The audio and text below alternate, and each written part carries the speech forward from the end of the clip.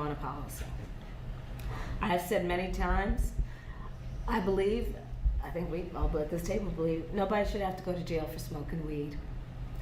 And what we need to do is recognize that far too many people have been sent to jail for simple marijuana possession. And Absolutely in favor of legalizing marijuana. We've got to do it. We have incarcerated so many, in particular young men and young men of color, in a way that we have not for the same level of use other young men. Folks? I have. Okay. Like in And college, or- I inhaled. I did inhale. Okay. It was a long time. Legalizing marijuana Yes. is a top priority for a lot of Democrats in your Yes. state. And look, it's moving its way through the state legislature as we speak. How confident are you that it's going to actually get to your desk to be signed? It's only one seat majority in the state Senate.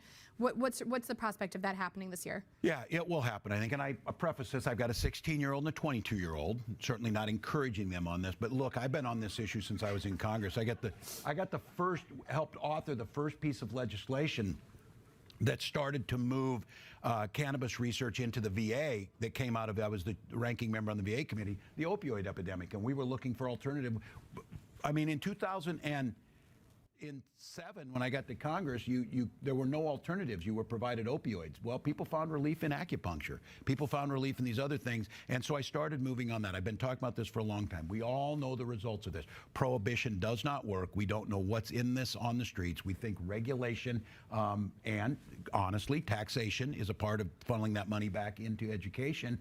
And the reality of this is that the racial disparities of incarceration and how this was enforced fell heavily, especially on black community. So I think it's a very real possibility to be there. I've always gone back to this. I have a little bit of that libertarian streak. I think adults should make their own decisions on these types of things, and I think that's resonating, and it will probably work. Again, though, you're creating the haves and have-nots. The interesting thing was South Dakota voted in a referendum to legalize it, and their legislature went back and turned it back.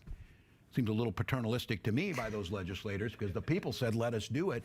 They rolled it back, but you have this patchwork or whatever, and it starts to come out. Sports betting, same way.